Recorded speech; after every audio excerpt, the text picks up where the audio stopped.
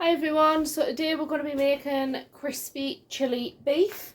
So I've got lots of different ingredients that you can see, but I'll put it all in the comments box and in the description. So the first thing that I'm going to do, in this bowl here, I've got some plain flour or all-purpose flour. So all I'm going to do is just season the flour. And I am using my new tripod, so I'm getting used to getting things in shot, so bear with me.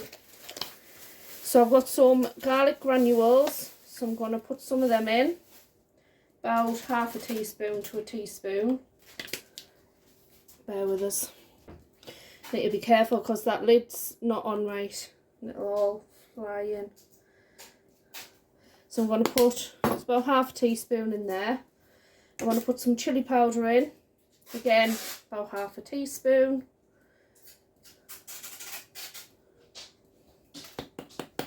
I'll do that and then a load will come out. I'm just going to put a little bit of black pepper in and a little bit of salt. Oops. I think I do it better one-handed. I'm just going to give that a bit of a mix there. And then there's our flour, nicely seasoned. I'm just going to put a little bit more chilli in because not much came out. It's better.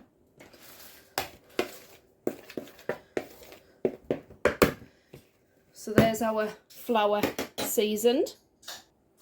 So the next thing I've got here is 750 grams of diced beef, and I have trimmed off some of the, like any fatty bits or anything like that, so I've trimmed that off already.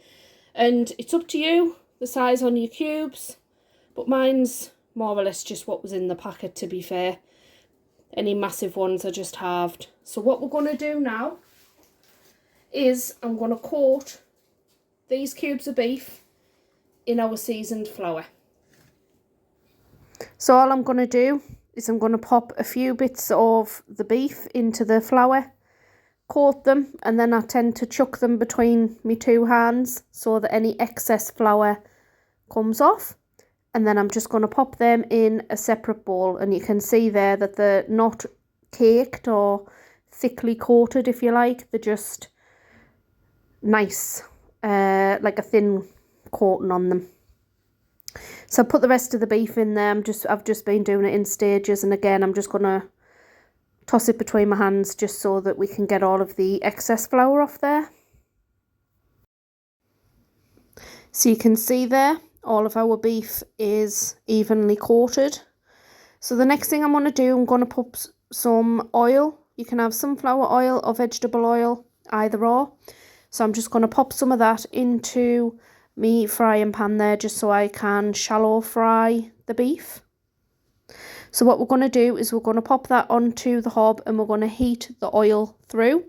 It's really important that you get the oil nice and hot, and just do a couple of testers throughout, so as you're putting it in there, it's not fizzing or it's not cooking away. So that means your oil is not hot enough.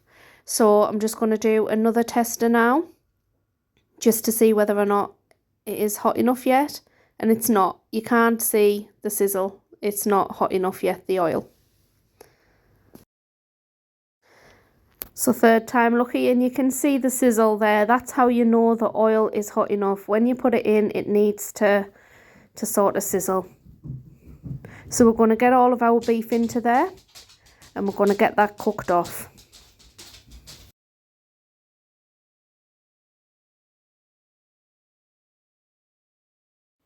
So you can see there that it's browning off nice, and that's how you want it. So you want it nice and crispy and browned off. Once it is all sort of golden brown, we're going to take it out, and we're going to pop it into just a bowl for later on. And I do cook my spitzer beef in stages, just so they don't all clump together in the frying pan. That is what the beef looks like. So it's nice and crispy and sort of nicely well done cooked. So the next thing that I'm going to do is I'm going to prep our vegetables, and the vegetables that's going into here is carrot and onion. So the carrot, I'm just peeling the skin off and I'm just going to cut it up. You can have it cubed, you can have it diced, any way you want. I just tend to cut it into sort of thin-ish strips, as you'll see as the video goes on.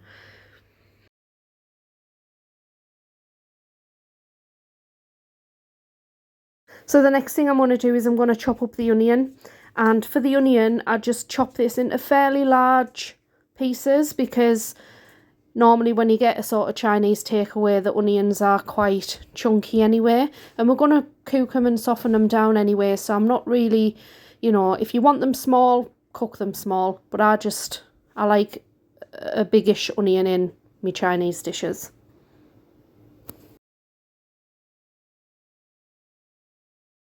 So now what I'm going to do, I'm just going to add a little bit of oil into the pan, and in there I'm going to cook off my onion and carrot, and we're just going to cook them off until they have softened.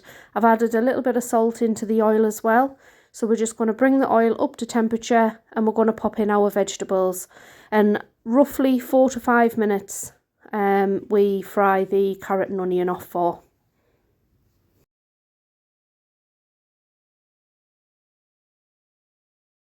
So next in goes some ginger, and I just use the ginger puree, and I just get that from Aldi, but you can get it in, you know, any supermarket. And the next ingredient I'm going to put in is some garlic, and again it's kind of the lazy garlic or garlic puree. So we're going to pop that in, and we're just going to lightly fry that off just for a minute or so, just so that the rawness of the garlic and the ginger is sort of cooked out for a minute or two. So the next thing what I'm going to add is some white vinegar. It's really important that you bring this to the boil and you simmer it away for quite a while. Once you've done that, we're going to add some orange juice. And then after the orange juice, we're going to add some tomato ketchup. After the tomato ketchup, we're going to add some hoisin sauce in there as well into the mix, and we're going to bring all of this to the boil.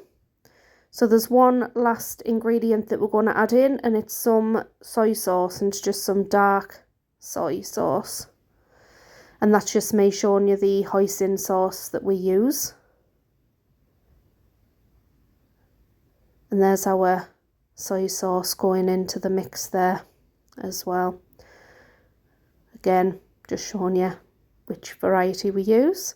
So what I'm going to do now is I'm just going to bring this to the boil, and I'm just going to let that simmer away, and what happens is the mixture becomes a lot darker, even though the lighting in my kitchen doesn't really reflect that, but the mixture just goes like a really dark colour and a thicker sauce as well.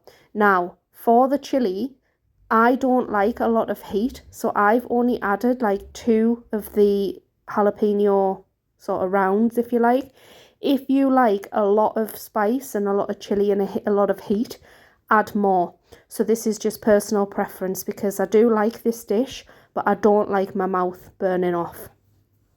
Carl will add extra fresh chilies at the end on his own, but I don't.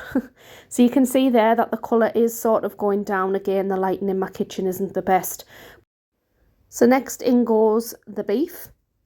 And all we're going to do is we're just going to stir that round, heat the beef through, and then that's it, done.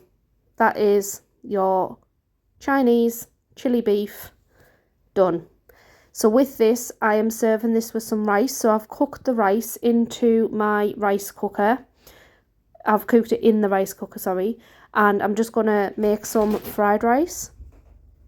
And to make the fried rice, all I'm doing is literally frying it off in the pan. And I'm just going to add a little bit of soy sauce, coat the rice in the soy sauce, and I'm just going to serve it like that.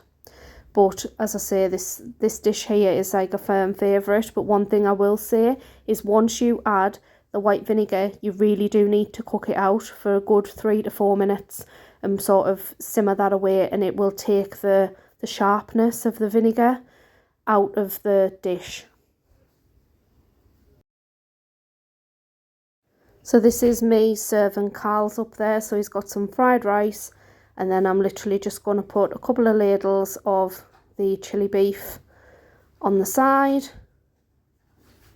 And there you have it, guys. Chinese chili beef.